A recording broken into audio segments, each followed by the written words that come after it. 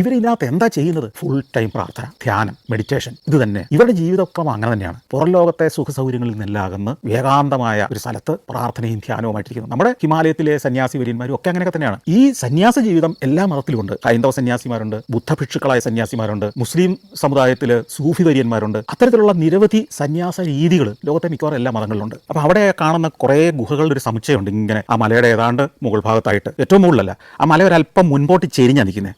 അതുകൊണ്ടുള്ളൊരു ഗുണം എന്താണെന്ന് വെച്ച് കഴിഞ്ഞാൽ മഴ പെയ്യുമ്പോൾ ഈ വെള്ളം ഗുഹയ്ക്കകത്തേക്ക്, ഇവർ താമസിക്കുന്ന ഗുഹയ്ക്കകത്തേക്ക് ഇറങ്ങില്ല, മുകളിൽ കൂടെ അങ്ങ് ഒഴുകി പോകും. മാത്രമല്ല ഈ മഴക്കാലത്ത് ഈ മലയുടെ വക്കിലൂടെ ഒഴുകി വരുന്ന വെള്ളം ഇവരൊരു ചാല് കീറി ഗുഹയ്ക്കകത്തേക്ക് കൊണ്ടുവരും. അങ്ങനെയാണ് അവരുടെ വെള്ളത്തിൻ്റെ ആവശ്യം നിറവേറ്റിരുന്നത്. അപ്പോൾ ഞാൻ ചോദിച്ചു, കത്രീന ഇപ്പോൾ ഇതിനകത്ത് സന്യാസിമാരുണ്ടോ? ഏത് കാലഘട്ടം വരെയാണ് ഇവർ സന്യാസിമാരുണ്ടായിരുന്നത്? അപ്പോൾ കത്രീന അത്ഭുതപ്പെടുത്തുന്ന ഒരു അറിവ് പറഞ്ഞു, ഇപ്പോഴും അതിനകത്തൊരു സന്യാസിയുണ്ട്. അദ്ദേഹത്തിന് ഇപ്പോൾ 85 വയസ്സായി. ചിലപ്പോൾ അദ്ദേഹം അധികം താമസിയാതെ താഴേക്ക് ഇറങ്ങി വരും. എന്തിനാണ് താഴേക്ക് ഇറങ്ങി വരുന്നതെന്ന് ചോദിച്ചാൽ, ആ സന്യാസം തുടരാൻ മറ്റൊരാളെ കണ്ടുപിടിക്കാൻ വേണ്ടിയാണ്. അത് ഈ സമൂഹത്തിൽ നിന്ന് ഒരാളെ കണ്ടെത്തിക്കഴിഞ്ഞ് അയാൾക്ക് ഈ സന്യാസം മഠം അല്ലെങ്കിൽ ഈ ഗുഹ കൈമാറും.